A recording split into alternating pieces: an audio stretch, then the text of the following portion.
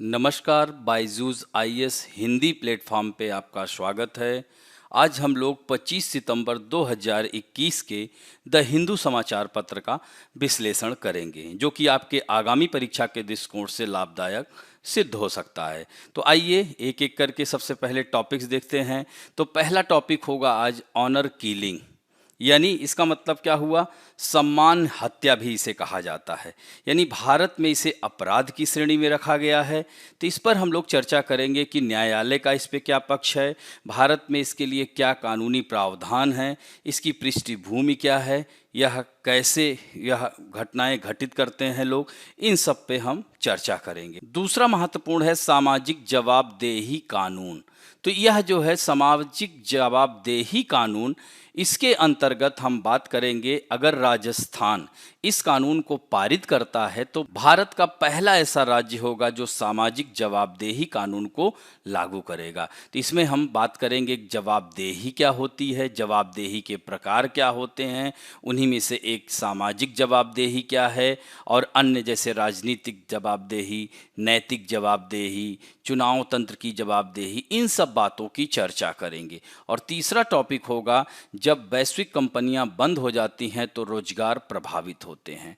तो इसको जो है हम लोग इस संदर्भ में कोरोना के लॉकडाउन से लेकर के वर्तमान में अभी हाल ही में फोर्ड कंपनी के द्वारा भारत से अब जाने की बात कर रही है, ऐसे में भारत का रोजगार प्रभावित होगा। इन सब बातों की चर्चा करेंगे। इसके बाद बात करेंगे जातिगत जनगणना क्या होती है, आखिर इस पर सरकारें क्यों जो है ठीक से इसको पारित करने में पीछे हटती हैं। हर सरकारें जब वह विपक्ष में होती हैं तो मांग करती हैं जनगणना की जातिगत आधारित, लेकिन जब वह सरकार में होती हैं तो वह क्यों इस पर जो है मुंह फेर लेती हैं। तो इन सब बातों की चर्चा करेंगे। और पांचवा टॉपिक होगा ऑकस समझौता। इस पर आप लोगों को मुझे लगता है कि काफ़ी जानकारी हासिल हो चुकी होगी। हालांकि आज के इस संपादकीय पृष्ठ पे जो आया हुआ है इसमें हम भारत के निहितार्थ यानी भारत पर इसका क्या प्रभाव पड़ेगा, आकस समझौते में भारत को क्यों शामिल नहीं किया गया, या फ्रांस को क्यों दरकिनार किया गया, जापान को भी इसमें शामिल नहीं किया गया, तो इंडो पैसिफिक जो हिंद प्रशांत महासागर की जो भू राजनीति है उसमें किस प्रकार अमेरिका यह कौन सी चाल चल रहा है, चीन को किस तरह से वह पटकनी देना चाहता है, या चीन का आकलन जो किया जा रहा है वह यह कह रहा है कि कहीं यह दूसरे शीत युद्ध की स्टार्टिंग तो नहीं है। इन सब बातों की चर्चा हम लोग करेंगे। और अंत में मुख्य परीक्षा अभ्यास प्रश्न की चर्चा करेंगे, जिसमें 2 प्रश्न हम देंगे और उसको कैसे ड्राफ्ट किया जाए उसकी भी चर्चा की जाएगी। तो आइए एक एक करके डिस्कस करते हैं। आज का पहला टॉपिक है, यह पेज नंबर 1 पे आया हुआ है, इसको जीएस के सेकंड पेपर पॉलिटी में डाला जा सकता है। यह हिंदू में आई हुई खबर है। तो यहाँ पर देखते हैं कि चर्चा में क्या है खबर। तो तमिलनाडु के कोड्डालोर जिले की एक स्थानीय अदालत ने 2003 के झूठी सान, इसी को ऑनर किलिंग कहते हैं, की खातिर हत्या के एक मामले में शुक्रवार को एक दोषी को मौत की सजा सुनाई, जबकि एक सेवारत निरीक्षक और एक सेवानिवृत्त डीवाईएसपी सहित 12 अन्य को आजीवन कारावास की सजा सुनाई है। तो ये तो रहा संदर्भ। अब यहाँ पर आपके लिए जानना आवश्यक है कि ऑनर किलिंग होता क्या है, जिसे सम्मान हत्या कहा जाता है या झूठी शान की खातिर की गई हत्या ऑनर किलिंग कहलाती है, और इसे भारत में अपराध की श्रेणी में रखा गया है। इसके तहत एक परिवार के किसी सदस्य की अपने परिवार अथवा समाज के किसी व्यक्ति द्वारा सम्मान को नष्ट करने या परंपरा को तोड़ने के अपराध में उसकी हत्या कर दी जाए तो उसे ऑनर किलिंग कहा जाता है। तो यह विकृत सामाजिक मानसिकता को बढ़ावा देती है, सामाजिक न्याय के यह सीधे सीधे विरुद्ध है। तो यह ऑनर किलिंग का जो अगर बात किया जाए तो यह प्राचीन समाज में भी प्रचलित था, लेकिन उस समय सिर्फ महिलाओं को दंडित किया जाता था। इसी तरह से मध्यकालीन युग में विश्व के देशों में लगभग समाज का स्वरूप पितृसत्तात्मक था। इस वजह से भी वहाँ पर जैसे मुगलों का आक्रमण वगैरह हुआ करता था तो बहुत सारे लोग इन सब से बचने के लिए अपनी बेटियों की भी हत्या कर दिया करते थे। तो यह एक पक्षीय था। लेकिन अगर वर्तमान स्वरूप में देखा जाए, वर्तमान परिप्रेक्ष्य में देखा जाए, तो ऑनर किलिंग के स्वरूप में थोड़ा सा परिवर्तन हो गया है।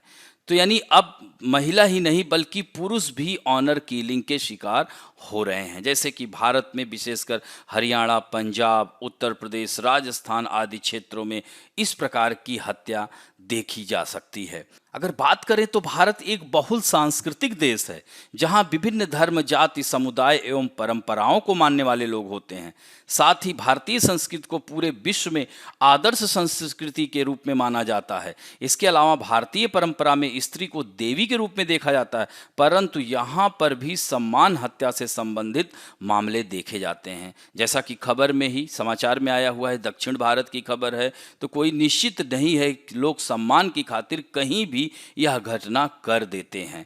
तो इस तरह से भारत में ऑनर किलिंग का जो कारण क्या है, तो सबसे महत्वपूर्ण कारण यह है कि पितृसत्तात्मक समाज की सोच और उसका दृष्टिकोण है।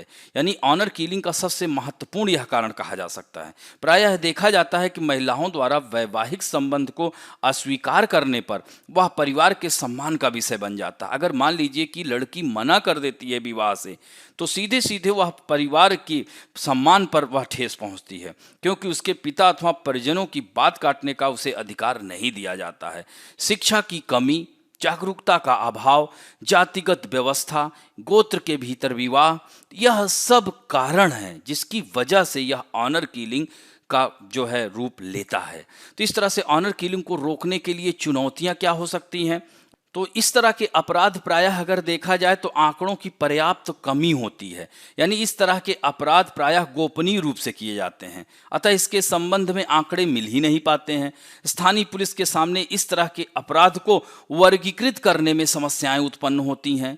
तो इस तरह से यह पता ही नहीं चल पाता है कि यह अपराध की श्रेणी क्या है। सामूहिक आधार पर इस तरह के अपराध को घरेलू हिंसा के रूप में इसको दिखा दिया जाता है, मानवीय हिंसा के रूप में दिखा दिया जाता है। तो इस तरह से आप स्थानीय प्रशासन पर विश्वसनीयता की कमी भी यह बहुत बड़ी चुनौती है, क्योंकि महिलाएं स्वयं साथ हुए अपराध की सूचना दे नहीं पाती, क्योंकि स्थानीय प्रशासन पर उनको विश्वास नहीं होता।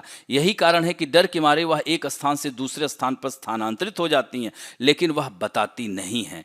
तो इस तरह से, और लैंगिक असमानता, यह तो मैंने आपको पहले ही बताया कि लैंगिक असमानता समाज में व्यवहारिक स्तर पर कट्टर वैचारिकता को जन्म दे रहा है।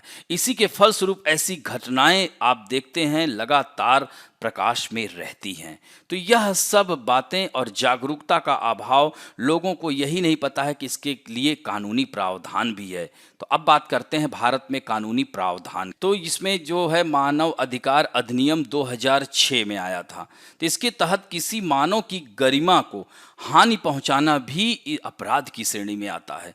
इसी तरह से घरेलू हिंसा अधिनियम 2005, ये तो आपको पता ही होगा, इसके तहत किसी महिला को मानसिक रूप से, शारीरिक रूप से प्रताड़ित अगर किया जाता है तो महिला को इस अधिनियम के तहत संरक्षण प्राप्त है। इस अधिनियम के माध्यम से वो उसको राहत मिल सकती है। इसी तरह से अनुच्छेद 14 मूल अधिकार में देख रहे हैं ना कि यह सारे आर्टिकल अनुच्छेद 15, 14, 21, 17, 19, तो यह अनुच्छेद की भी चर्चा कर सकते हैं।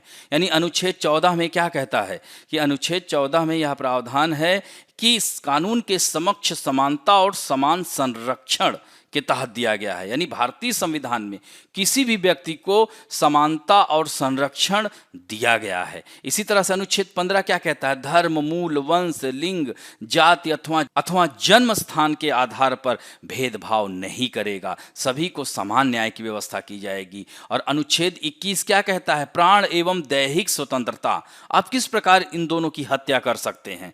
तो इस तरह से अनुच्छेद 21 के तहत किसी व्यक्ति को जीवन जीने की स्वतंत्रता है अथवा व्यक्तिगत स्वतंत्रता से उसे वंचित आप नहीं कर सकते हैं। भारतीय संविधान के अनुच्छेद 17 के तहत अस्पृश्यता का भी उन्मूलन किया गया है, ताकि सभी व्यक्ति को समाज में सम्मानजनक जीवन जीने का अधिकार मिले, उसे सामाजिक प्रतिष्ठा अथवा पिछड़ेपन व अन्य किसी कारण से होने वाले अपराध से संरक्षण दिया जा सके। और अनुच्छेद 19 में आप देखेंगे, इसके तहत भारत के नागरिकों को स्वतंत्रता का अधिकार दिया गया है। इसके तहत वह अपने जीवन जीने की स्वतंत्रता, रहने की स्वतंत्रता, संगठन बनाने की स्वतंत्रता, कहीं भी आने जाने की स्वतंत्रता, तो यह सारे प्रावधान हमारे संविधान में निहित हैं।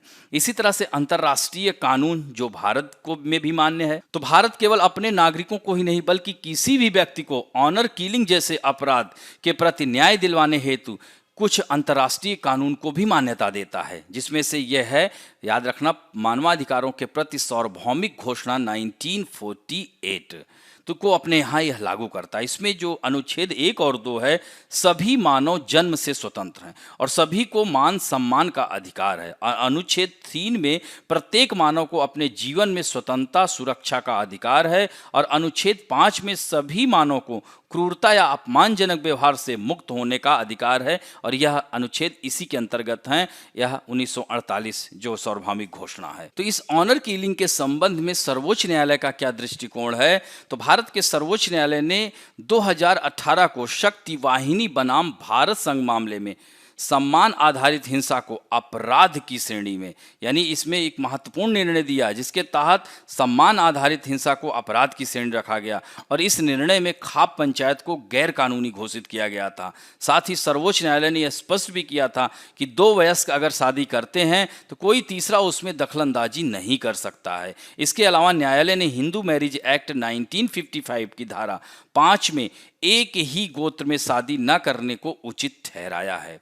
एक अन्य केस में कृष्णा मास्टर बनाम उत्तर प्रदेश राज्य में मामले में दोषी को उम्र कैद की भी सजा दे चुका है सर्वोच्च न्यायालय। एक अन्य केस भी है लता सिंह बनाम उत्तर प्रदेश और अन्य मामलों में भी सर्वोच्च न्यायालय के न्यायमूर्ति अशोक ब्रह्मानंद मार्कंडेय काटजू ने अंतरजातीय विवाह से संबंधित ऑनर किलिंग के मुद्दे पर अपना निर्णय देते हुए यदि कोई पुरुष या स्त्री अपनी जाति से बाहर विवाह करता है तो उसके खिलाफ किसी तरह की हिंसा या जबरन चोट पहुंचाने की कोशिश की जाएगी तो इसे गैर कानूनी घोषित किया जाएगा। और कोर्ट ने यह भी कहा है कि अंतरजातीय विवाह राष्ट्र के हित में है। तो सुप्रीम कोर्ट का मंतव्य आप समझ गए होंगे। अब इसका भारतीय समाज पर प्रभाव क्या पड़ता है? इससे अपराध को बढ़ावा मिलता है, यानी परिवार द्वारा अथवा किसी भी सामाजिक व्यक्ति द्वारा सम्मान के नाम पर इस तरह के अपराध को बढ़ावा मिलेगा। सामाजिक रूढ़िवादिता बढ़ेगी। ऑनर किलिंग के नाम पर जो अत्याचार को प्रोत्साहित करते हैं, इनके प्रभाव बढ़ने से सामाजिक रूढ़िवादिता और बढ़ावा मिलेगा और महिलाओं की स्वायत्तता को भी यह प्रभावित करेगा। जातिगत कट्टरता, एक जाति दूसरे जाति के ऊपर जो है इस तरह से युद्ध जैसी स्थिति उत्पन्न हो जाएगी। सामाजिक अराजकता को बढ़ावा मिलेगा। राष्ट्रीय एकता और आपसी सहयोग की धारणा में भी कमी आएगी। तो इस तरह से आगे की राय यही हो सकती है, तो इसे बर्बर अपराध की श्रेणी में रखा जाना चाहिए। इसके तहत ठोस प्रयास किए जाने चाहिए। सरकारों द्वारा इसका कठोरता से पालन किया जाना चाहिए। मीडिया, सोशल मीडिया को जागरूक बनाने में इसमें महत्वपूर्ण भूमिका निभानी होगी। तो यह इसके आगे की राह हो सकती है। अब बढ़ते हैं दूसरे महत्वपूर्ण खबर की ओर। यह पेज नंबर 4 पे आया हुआ है। इसको भी जीएस के सेकंड पेपर पॉलिटी के अंतर्गत हम डाल सकते हैं। Campaign launch for social accountability law, यानी सामाजिक जवाबदेही कानून। तो इसमें जो खबर है, सूचना एवं रोजगार अधिकार अभियान राजस्थान में सामाजिक जवाबदेही कानून पारित करने की मांग को लेकर सम्मेलन का आयोजन किया और आगामी विधानसभा सत्र में इसको पारित कराने के लिए राज्य स्तरीय अभियान चलाने का निर्णय भी लिया है। तो इसमें जो है 2018 के चुनाव घोषणा पत्र में कांग्रेस ने सामाजिक जवाबदेही कानून को पास करने का वादा किया था और 2019 के बजट भाषण में मुख्यमंत्री ने इस वादे को पुनः दोहराया था। तो इस तरह से सितंबर 2020 में पूर्व राज्य निर्वाचन आयुक्त हैं राम लुभाया की अध्यक्षता में राज्य सरकार ने एक कमेटी का गठन भी किया था। तो इस तरह से अगर यह पारित हो जाता है तो भारत का पहला ऐसा राज्य होगा जो जवाबदेही कानून को, यानी सामाजिक जवाबदेही कानून को लागू करेगा। तो सामाजिक जवाबदेही है क्या? तो जवाबदेही की जो अवधारणा है यह अस्पष्ट अवधारणा, जिसे सटीक शब्दों में हम परिभाषित नहीं कर सकते हैं। तो इसका अर्थ है कि सरकारी अधिकारियों में निहित विवेकाधिकारों तथा प्राधिकारों की राज्य व्यवस्था के विभिन्न अंगों द्वारा बाह्य समीक्षा करना है, यानी शासन के पहलू के तौर पर सार्वजनिक क्षेत्र, गैर लाभकारी और निजी क्षेत्र की समस्याओं से जुड़ी बहस का केंद्र रहा है। तो इस तरह से यहाँ पर इस प्रकार की जवाबदेही की अवधारणा को दो विशिष्ट चरण में हम शामिल कर सकते हैं। एक होता है उत्तरदायित्व, यानी एंसवेरेबिलिटी एंड प्रवर्तन। तो उत्तरदायित्व तात्पर्य यह है कि सरकार उसकी एजेंसियों और सरकारी अधिकारियों द्वारा अपने निर्णयों और कार्यों के संबंध में जानकारी प्रदान करना और जनता एवं निरीक्षण का कार्य करने वाली जवाबदेही संस्थाओं के समक्ष इन निर्णयों व कार्यों के औचित्य को प्रकट भी करना है। यह समझ में आई जवाबदेही। और जवाबदेही के प्रकार हैं, नैतिक है, सामाजिक है, प्रशासनिक है, राजनैतिक है, प्रबंधकीय है, बाजार है, कानूनी न्यायिक है, निर्वाचन क्षेत्र संबंधी जवाबदेही के अधिकार। जैसे कि राजनैतिक जवाबदेही सरकार, नौकरशाहों, राजनेताओं की जनता और संसद जैसी विधायिका के प्रति जवाबदेही है, यानी कुछ मामलों में चुने हुए अधिकारियों को हटाने के लिए पुनर्मतदान का भी इस्तेमाल किया जा सकता है। हालांकि आमतौर पर मतदाताओं के पास चुने हुए प्रतिनिधियों को उनके चुने हुए कार्यकाल के दौरान प्रत्यक्ष तौर पर जवाबदेह ठहराने का कोई तरीका नहीं होता है। नैतिक जवाबदेही क्या होती है? तो नैतिक जवाबदेही इसमें समग्र निजी और सांगठनिक प्रदर्शनों को जिम्मेदार उपायों और पेशेवर विशेषज्ञता विकसित और उसे प्रचारित करने और उसे उन्नत करने का यह तरीका है। तो प्रबंधकीय निकाय यानी मैनेजमेंट, तो इसके अंतर्गत भी जवाबदेही होना अनिवार्य है। निर्वाचन के क्षेत्र का भी जवाबदेही अधिकार माना जाता है। तो इसमें जो बात की जा रही सामाजिक जवाबदेही, थोड़ा सा इसके बारे में जान लीजिए। तो सामाजिक जवाबदेही एक व्यक्ति का उत्तरदायित्व है कि वो अपने समुदाय या देश में इस तरह के योगदान दे जो उनके आसपास के लोगों के लिए जीवन और पर्यावरण की गुणवत्ता को बेहतर बनाता है। यानी यह प्रचलित दृष्टिकोण है। यह जवाबदेही निर्माण का एक ऐसा दृष्टिकोण है जो कि नागरिक सहभागिता पर आधारित है। अर्थात ऐसी स्थिति जहां आम नागरिक और या सिविल सोसाइटी प्रत्यक्ष या अप्रत्यक्ष रूप से जवाबदेही सुनिश्चित करने में भागीदारी सुनिश्चित करते हैं। और इस तरह की जवाबदेहियों को कभी कभी समाज संचालित जवाबदेही के रूप में संदर्भित किया जाता है। अब बढ़ते हैं जवाबदेही कानून की विशेषताएं क्या हैं। अगर यह लागू हो जाता है तो जनता को गुड गवर्नेंस देगा, इससे जनता का विश्वास बढ़ेगा। नीचे से लेकर ऊपर तक के अधिकारियों की इसमें जवाबदेही तय होगी, यानी सब अपनी अपनी बताएंगे अकाउंटेबिलिटी उनकी क्या है, उन्होंने क्या कार्य किया है। जनता को मूलभूत सुविधाओं का हक मिलेगा। अधिकारियों को भ्रष्ट और मनमाना आचरण पर नियंत्रण करना होगा। जनता को बिजली, पानी, सड़क, लाइसेंस, प्रमाण पत्र जैसी सुविधाओं का भी हक मिलेगा। कोई भी कर्मचारी और अधिकारी किसी फाइल को अनावश्यक नहीं रोक पाएगा। जवाबदेही कानून लागू होने के बाद शिकायत दर्ज करने के लिए प्रत्येक पंचायत और नगर पालिका में सहायता केंद्र स्थापित होंगे और हर शिकायत को ट्रैक किया जाएगा और कंप्यूटर पर भी इसे दर्ज किया जाएगा। शिकायत लोक निवारण अधिकारी तक पहुंच होगी। तो ये सारी इसकी विशेषताएं हैं। तो इस तरह से इसमें कह सकते हैं आगे की राह यही हो सकती है कि ये जवाबदेही, सामाजिक जवाबदेही कानून हालांकि एक राज्य में उठा, इसी तरह से अन्य राज्यों में इसकी मांग उठेगी। अगर यह लागू कर दिया जाएगा तो इस तरह से जनता और सरकार के बीच में एक अलग प्रकार का संबंध स्थापित होगा और जनता के प्रति सरकार और उसकी जो एजेंसीज हैं वह जवाबदेह हो सकेंगी और इससे लोगों को इसका पूरी तरह से लाभ मिलेगा और देश का विकास होगा, राष्ट्र का निर्माण होगा। अब बढ़ते हैं तीसरी खबर की ओर जो कि संपादकीय पृष्ठ से लिया गया है, पेज नंबर 6 पे है। तो इसे अर्थव्यवस्था के अंतर्गत यानी जीएस के थर्ड पेपर में डाल सकते हैं। इसमें संदर्भ यही है कि जब वैश्विक कंपनियां बंद हो जाती हैं तो रोजगार प्रभावित होता है निश्चित रूप से। तो भारत में आवक एफडीआई नौकरियों का सृजन करता है, तो रोजगार सृजन के परिमाण और गुणवत्ता की भी जांच करने की आवश्यकता है कि कहीं ऐसा तो नहीं एकाएक एफडीआई ये बढ़ रहा है, लोगों को रोजगार मिल रहा है और एकाएक कंपनियां अगर वापस चली जाएंगी तो ऐसे में क्या होगा। तो centre for monitoring Indian economy द्वारा जारी अगस्त 2021 के सबसे हालिया श्रम आंकड़ों से यही पता चलता है कि बेरोजगारी दर जुलाई में 7% से बढ़कर 8.3% हो गई है। यानी अब देखिए यहाँ पर बात किया जाए तो रोजगार 399.7 मिलियन से कम हो गया है और जुलाई में 397.8 मिलियन यानी एक महीने में 19 लाख नौकरियां जो है चली गई हैं।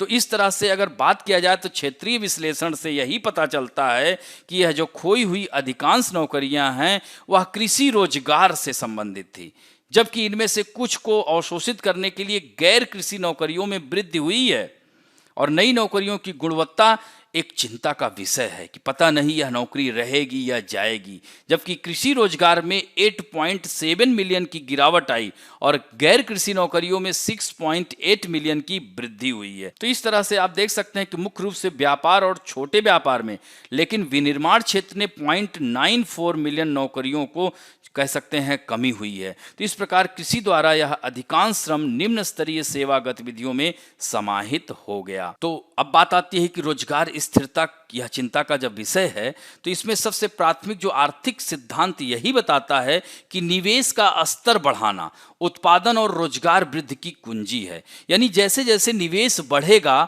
तो उत्पादन बढ़ेगा, और उत्पादन बढ़ेगा तो लोगों को रोजगार भी मिलेगा।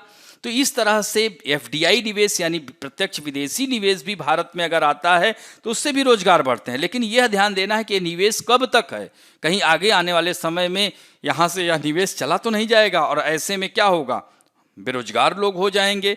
तो यह जो है सार्वजनिक निवेश महत्वपूर्ण है। विशेष रूप से सुस्त समग्र मांग के वर्तमान संदर्भ में सार्वजनिक निवेश को भी अधिक निजी निवेश के साथ पूरक करने की सख्त आवश्यकता है।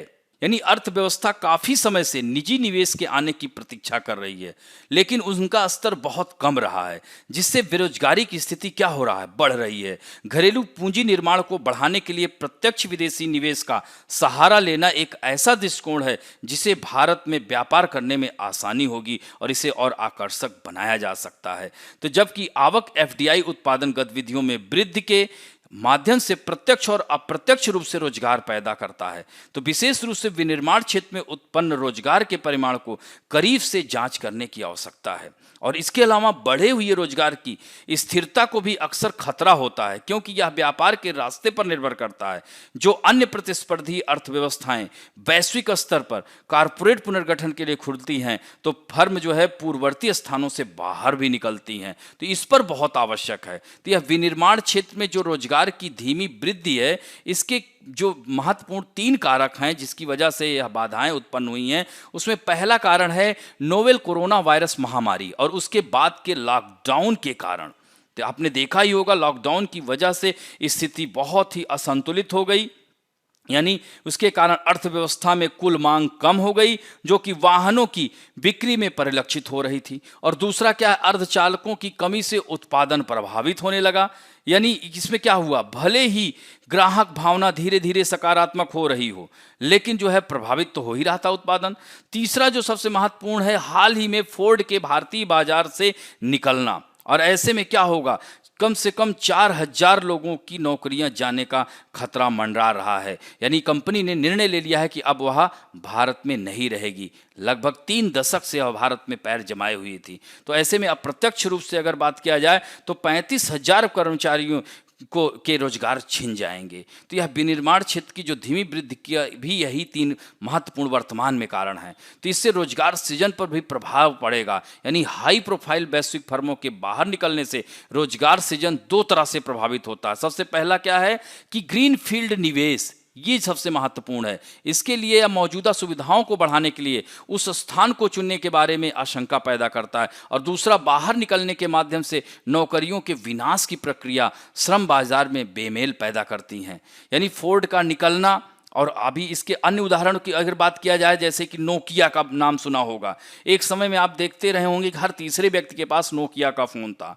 तो उसने अपने सेरी पेरम्बदूर कारखाने यानी तमिलनाडु में दुनिया के सबसे बड़े मोबाइल फ़ोन प्लांट में से एक था, जिसमें 8000 स्थायी कर्मचारी 3 शिफ्ट में काम करते थे और एक महीने में 15 मिलियन से अधिक फ़ोन का उत्पादन करते थे और उत्पादों का निर्यात करते थे, तो 80 से अधिक देशों के लिए। लेकिन 2014 में नोकिया ने इस स्थान से अपने उत्पादन कार्यों को रोक दिया, जिससे हजारों श्रमिकों की आजीविका बाधित हो गई। तो इस तरह से एफडीआई की जो आवक निवेश है उस पर भी हमें ध्यान देना है। अभी हाल ही में सिटी बैंक ने भी घोषणा कर दी है कि वह 13 बाजारों से बाहर निकलने के वैश्विक निर्णय के तहत भारत के खुदरा बैंकिंग कारोबार को बंद करेगा। तो इस तरह से यूएस स्थित बैंक दुनिया भर में कुछ अमीर क्षेत्रों पर ही अपना वह ध्यान केंद्रित करना चाहती है। तो इस तरह से क्या होगा, करीब अब बैंकिंग व्यवसाय में लगे 4000 लोगों को यह रोजगार देती है। तो क्या होगा, तो इसके करीब 25 साल के संचालन के बाद, तो इन सब बातों पर बहुत जरूरी है गहन विचार करना।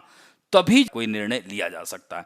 तो एफडीआई के अंतर प्रवाह और अंतर संबंधित जो लाभ हैं, उनकी उत्साह की तेजी और गतिशीलता के साथ आधुनिक अंतर्राष्ट्रीय नियमों को उद्भव की वास्तविकता के साथ संयमित करने की आवश्यकता है। यानी अधिक खुली व्यापार नीतियों के प्रति बढ़ते संदेह और संरक्षणवाद के उदय ने नीतिगत वातावरण के जोखिम और अप्रत्याशिता को बढ़ा दिया है, जिससे वैश्विक फर्मों द्वारा मौजूदा और नए निवेशों पर गहन चिंतन किया जा रहा है। तो यही जो है आगे की राह होगी कि इस पर देखना बहुत ही आवश्यक है।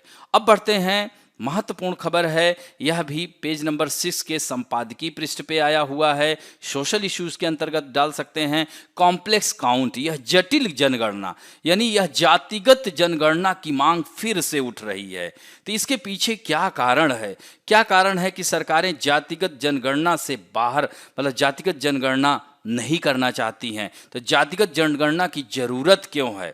केंद्रीय जो गृह राज्य मंत्री थे, 20 जुलाई 2021 को लोकसभा में जवाब में केंद्र सरकार ने अनुसूचित जाति और जनजाति के अलावा किसी और जाति की गिनती का कोई आदेश नहीं दिया। तो इस तरह से पिछली बार की तरह भी इस बार भी SC/ST को ही जनगणना में शामिल किया जाएगा। इसकी वजह से जो क्षेत्रीय पार्टियां हैं, विपक्ष है, सब अब मांग करने लगे कि जातिगत जनगणना की आवश्यकता है। तो इसकी जरूरत क्यों है? तो इसके थोड़ा सा ऐतिहासिक पृष्ठभूमि में अगर हम बात करते हैं तो 1931 तक भारत में जातिगत जनगणना होती थी, यानी ब्रिटिश काल में, और 1941 में भी हुई थी, लेकिन प्रकाशित नहीं किया गया था। तो इस तरह से साल 1951 से 2011 तक की जनगणना में हर बार अनुसूचित जाति और जनजाति का डेटा दिया गया, लेकिन OBC और दूसरी जातियों का नहीं। फिर उसके बाद मंडल कमीशन आया तो उसने बताया कि, और वो भी ये 52% जो आबादी है यह 1931 के आधार मानकर किया गया। तो ऐसे में जो OBC समुदाय के लोग हैं उनका यही कहना है कि यह बढ़ भी सकता है और घट भी सकता है। तो हालांकि जो मंडल कमीशन है 1931 की ही जनगणना को आधार मानता है, और इस साल 1990 में केंद्र की जो तत्कालीन विश्वनाथ प्रताप सिंह की सरकार ने दूसरा पिछड़ा वर्ग आयोग, जिसे आमतौर पर मंडल आयोग के रूप में जाना जाता है, कि एक सिफारिश को लागू भी किया था। और यह सिफारिश अन्य पिछड़ा वर्ग के उम्मीदवारों को सरकारी नौकरियों के सभी स्तर पर 27% आरक्षण की बात करती है। तो इस तरह से खासकर उत्तर भारत की राजनीति को पूरी तरह से बदल कर रख दिया। तब अब जानकारों का यही मानना है कि भारत में OBC आबादी कितनी प्रतिशत है, इसका कोई ठोस प्रमाण फिलहाल नहीं है। तो मंडल कमीशन आंकड़ों के मुताबिक यही कहा जा सकता है कि भारत में OBC आबादी 52% है। हालांकि मंडल कमीशन ने इसे, मैंने क्या कहा, 1931 का लिया है, लेकिन जाति के आधार पर कई नीतियां तैयार करती है केंद्र सरकार। और ताज़ा उदाहरण जैसे आप देखा होगा नीट की परीक्षा का है, इसके लिए ऑल इंडिया कोटे में OBC के लिए आरक्षण लागू करने की बात मोदी सरकार ने कही है। तो इसमें जो जनगणना में आदिवासियों और दलितों के बारे में पूछा जाता है, बस गैर दलित और गैर आदिवासी जाति की नहीं पूछी जाती है।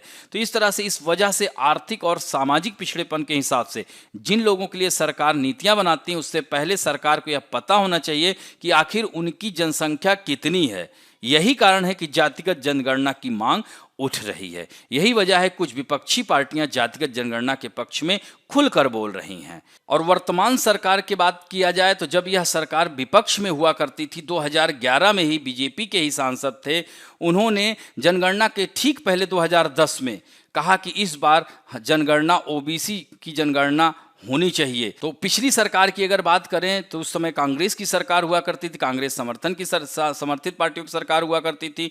तो 2011 में यानी सोशियो इकोनॉमिक कॉस्ट सेंसस आधारित डेटा जुटा गया था, जिसमें करीब 4800 करोड़ रुपए से ज़्यादा खर्च हुए थे, और इसे ग्रामीण विकास मंत्रालय और शहरी विकास मंत्रालय को इसकी जिम्मेदारी भी सौंपी गई थी। तो इस साल जो है कह सकते हैं 2016 में जाति को छोड़कर जो सोशियो इकोनॉमिक कॉस्ट सेंसस के सभी आंकड़े प्रकाशित हुए थे, लेकिन जातिगत आंकड़े प्रकाशित नहीं हुए।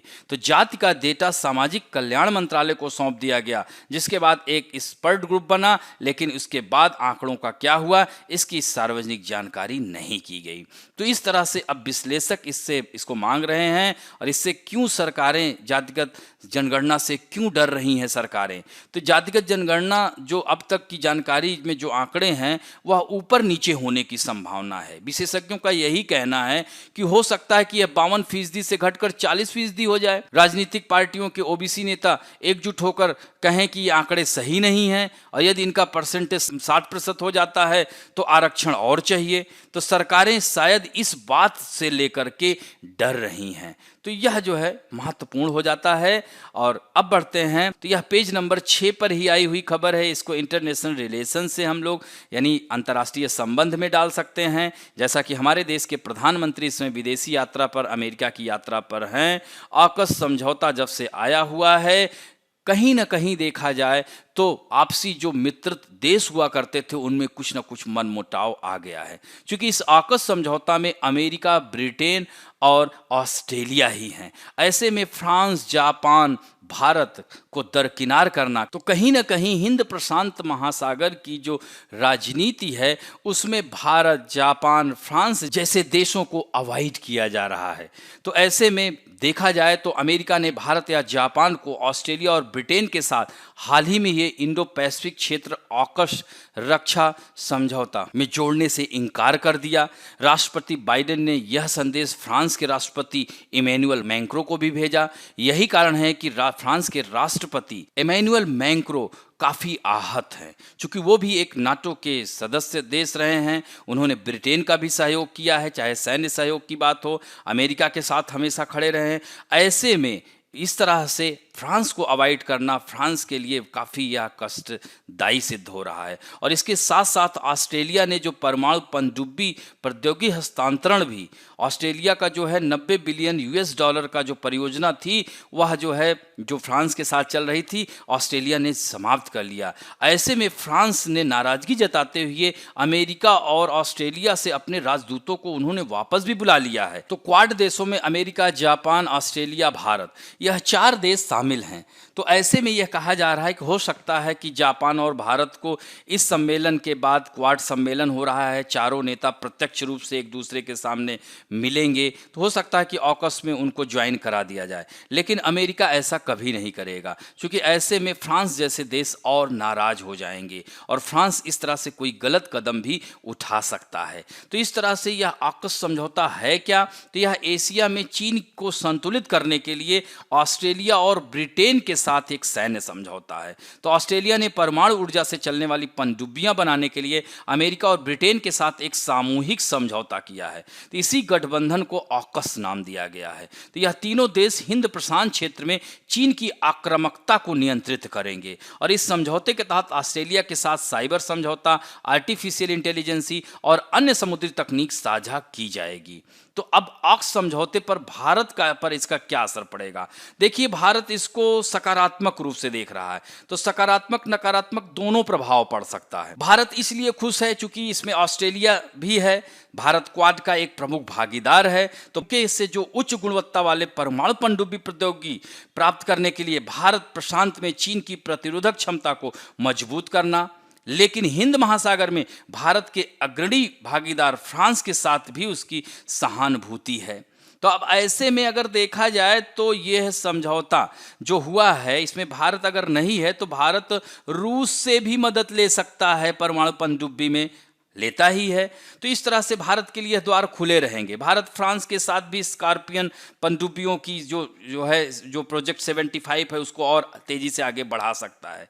लेकिन एक कहीं ना कहीं ये बात की जा रही है कि हिंद महासागर में जो परमाणु पनडुब्बियों की आवक है वो ऑस्ट्रेलिया की तेजी से बढ़ेगी। तो ऐसे में हिंद महासागर पर ऑस्ट्रेलिया का प्रभुत्व ज़्यादा मजबूत होगा। तो भारत को इस बात से भी सतर्क रहना होगा। लेकिन अगर क्वाड समूह के अंतर्गत बात की जा रही है तो ऐसे में भारत, अमेरिका, ऑस्ट्रेलिया, जापान, यह सब एक हैं क्वाड समूह के लोग, और चीन को उत्तर देने के लिए ऐसा किया जा रहा है। तो इसके देखिए नकारात्मक सकारात्मक दोनों पहलू हो सकते हैं। तो हमें दोनों पक्षों को ध्यान में रखते हुए ही बात करना होगा। ऑकस बनाम क्वाड की अगर बात भी की जाती है तो जो ऑकस समझौता है यह क्वाड ना तो क्वाड से संबंधित है और ना ही समझौते के कारण इसके कामकाज पर कोई प्रभाव पड़ेगा, ऐसा अमेरिकी विशेषज्ञों का भी मानना है और भारतीय भी यही कह रहे हैं। क्योंकि दोनों के मकसद अलग अलग हैं। जो ऑकस का जो है मेन यह है कि सुरक्षा गठबंधन है, यह जो है सैन्य सुरक्षा, एक तरह से यह एक एग्रीमेंट है। जबकि क्वाड क्या है, एक मुक्त, खुले, पारदर्शी और समावेशी हिंद प्रशांत के दृष्टिकोण के साथ एक बहुपक्षीय समूह है।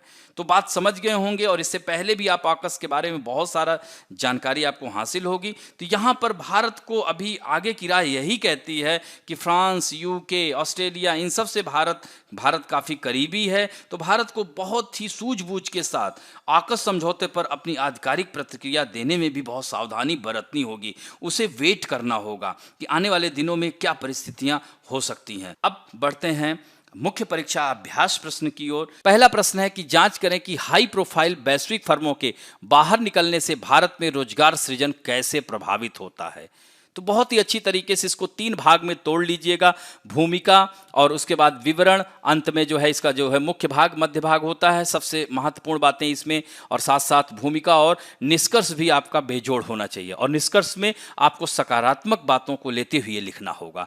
तो निष्कर्षता हम यही कह सकते हैं कि जो FDI निवेश है उस पर भी भारत को ध्यान देते हुए आगे बढ़ना होगा, जिससे कि हमारा रोजगार प्रभावित ना हो। जैसे कि नोकिया का उदाहरण मैंने दिया था, इस फोर्ड कंपनी का उदाहरण दिया था, सिटी बैंक जाने की बात कर रही है, तो इससे हजारों कर्मचारी के जो है रोजगार प्रभावित होंगे। तो इस तरह से इन सब बातों को लिखने का प्रयास करिएगा। फिर लोकतंत्र में सामाजिक जवाबदेही के महत्व की चर्चा कीजिए। तो सोचिए कि लोकतंत्र, स्वस्थ लोकतंत्र के लिए यह सामाजिक जवाबदेही बहुत ही महत्वपूर्ण है। फिर जवाबदेही क्या होती है और इसके बारे में बताते हुए यह कौन सा राज्य इस पर कानून पारित कर रहा है, अगर यह पूरे देश में पारित होता है तो किस प्रकार हमारा लोकतंत्र मजबूत होता है, इसको भी आपको 3 भागों में लिखकर उत्तर को जरूर चेक कराना है। तो आशा करता हूं कि आज की भी क्लास आप लोगों को अच्छी लगी होगी। अगर अच्छी लगे तो दोस्तों प्लीज लाइक, शेयर, सब्सक्राइब और बेल आइकन दबाना ना भूलें।